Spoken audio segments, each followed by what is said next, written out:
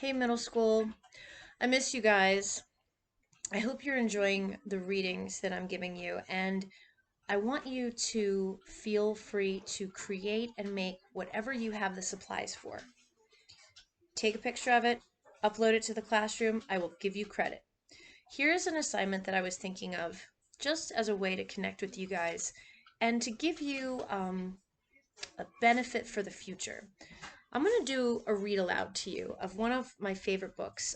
It's all backwards because I'm holding it up.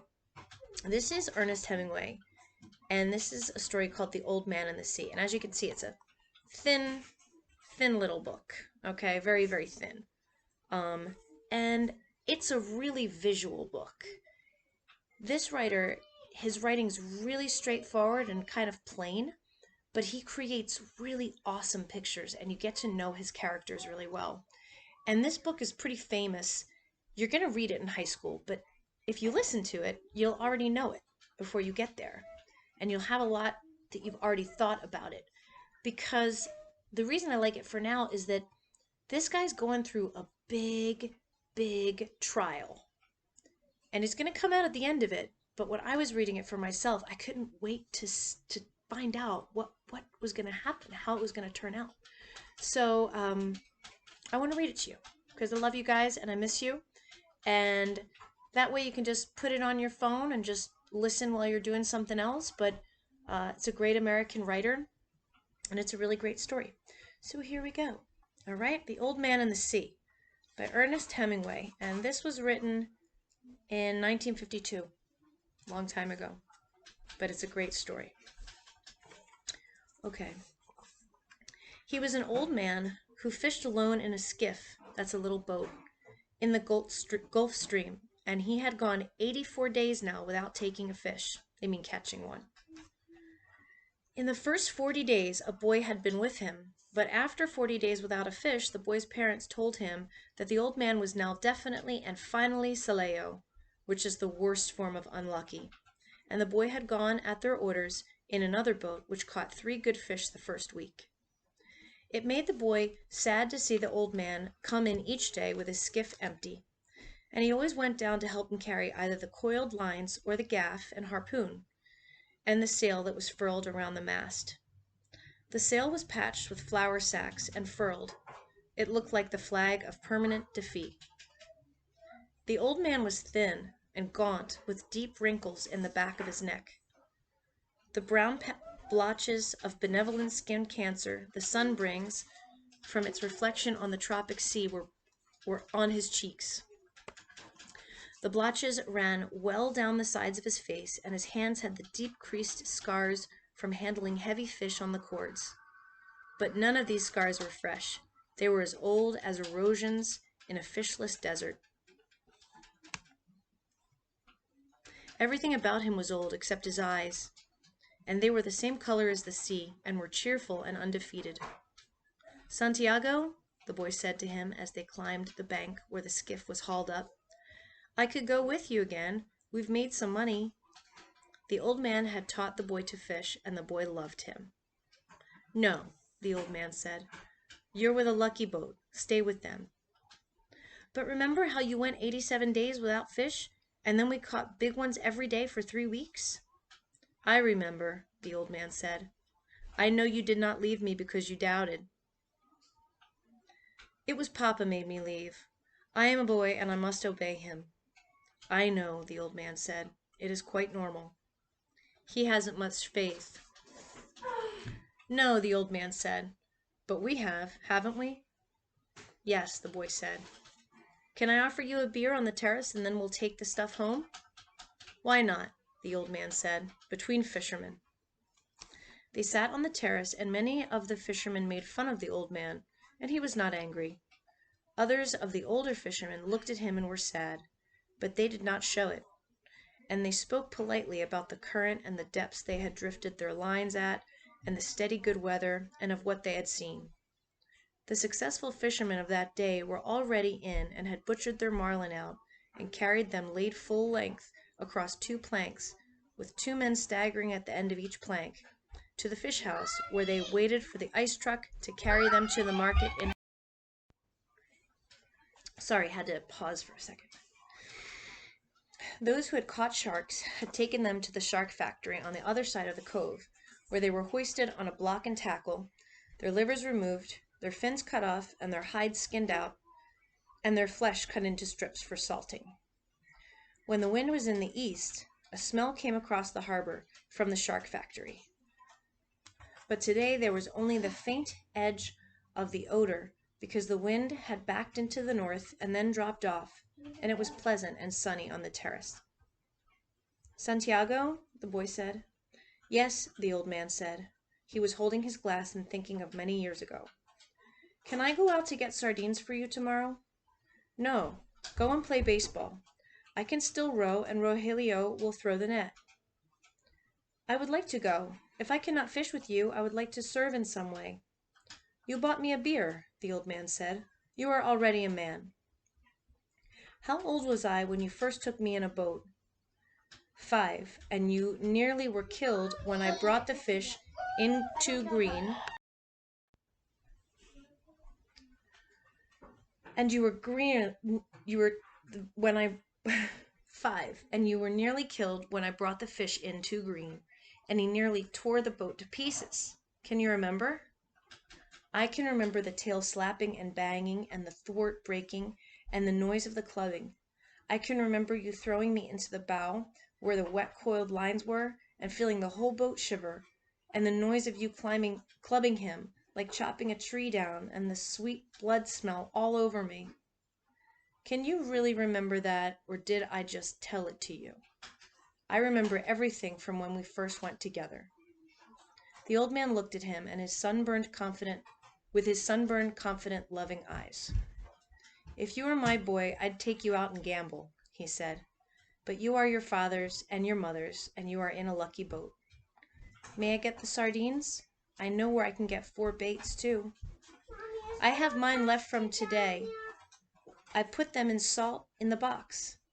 Let me get 4 fresh ones. 1, the old man said. His hope and his confidence had never gone, but now they were freshening as when the breeze rises. 2, the boy said. 2, the old man agreed. But you didn't steal them? I would, the boy said, but I bought these.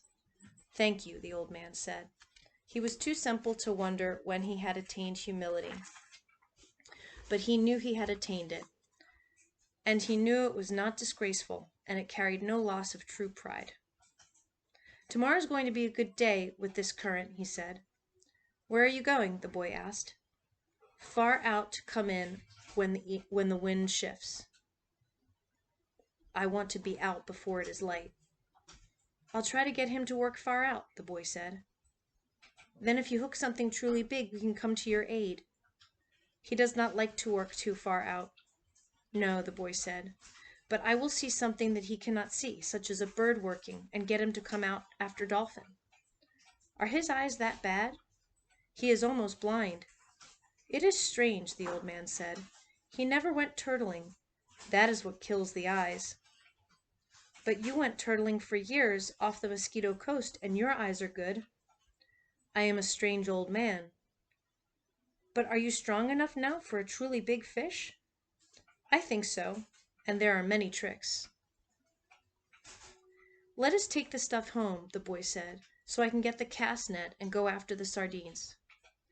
They picked up the gear from the boat.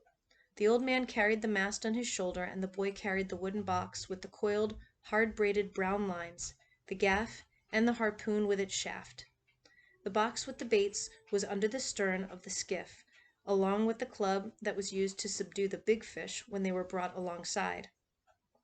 No one would steal from the old man, but it was better to take the sail and the heavy lines home, as the dew was bad for them, and though he was quite sure no local people would steal from him,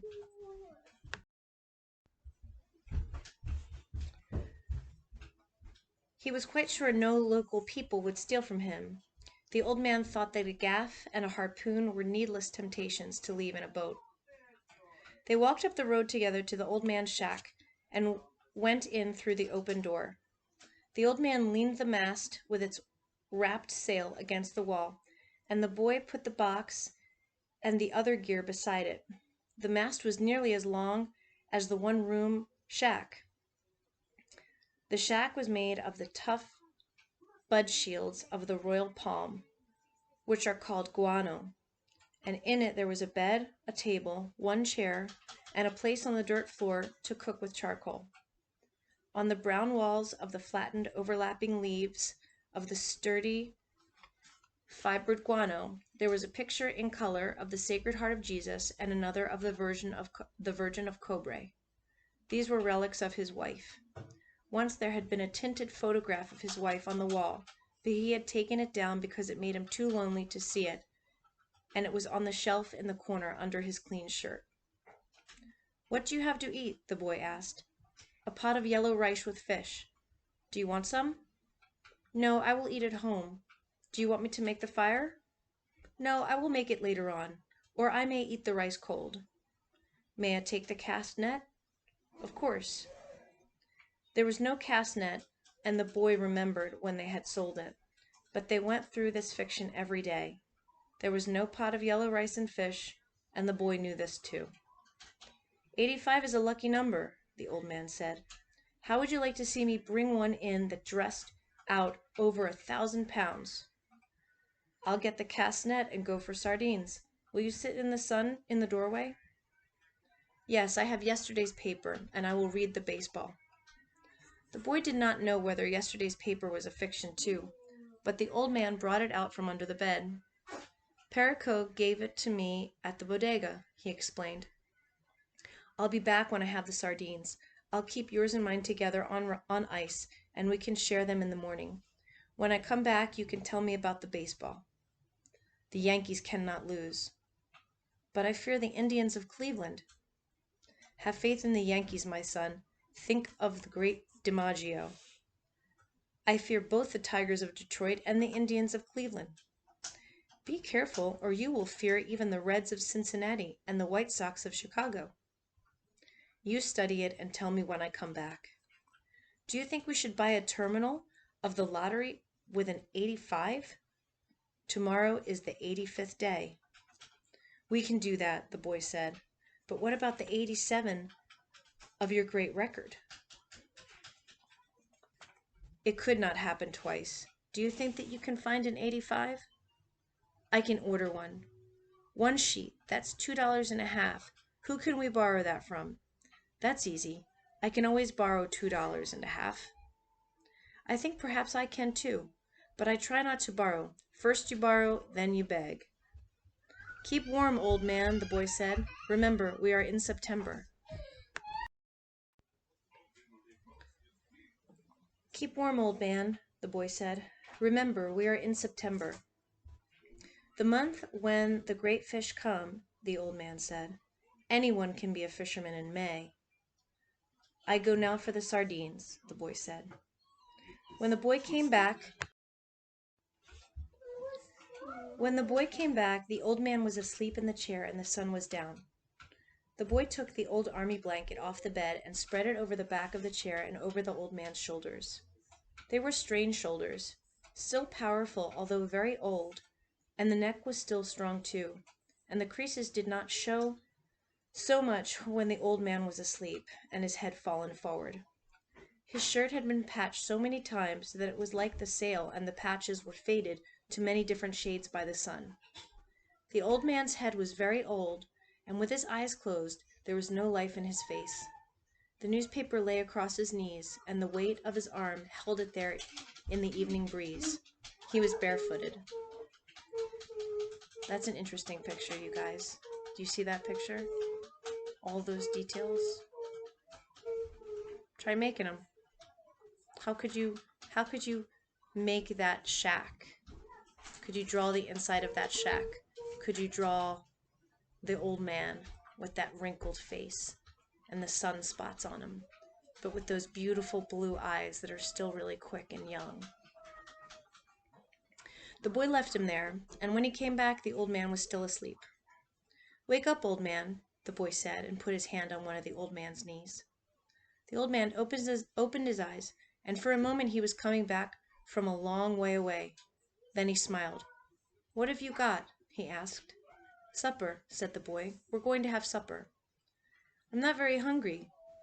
Come on and eat. You can't fish and not eat.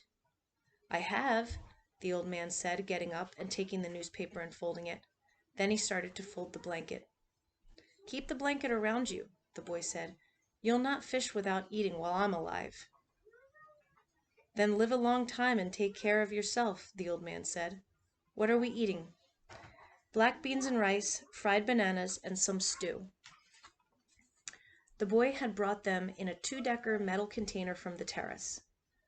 The 2 sets of knives and forks and spoons were in his pocket, with a paper napkin wrapped around each set. Who gave this to you? Martin, the owner. I must thank him. I thanked him already, the boy said. You don't need to thank him. I'll give him the belly meat of a big fish, the old man said. He has done this for us more than once. I think so. I must give him something more than the belly meat then. He is very thoughtful for us. He sent 2 beers. I like the beer in cans best. I know, but this is in bottles. Okay, I'm going to pause it here. We are on page 20, okay? And I'm going to post another one tomorrow. I love you guys. Be good.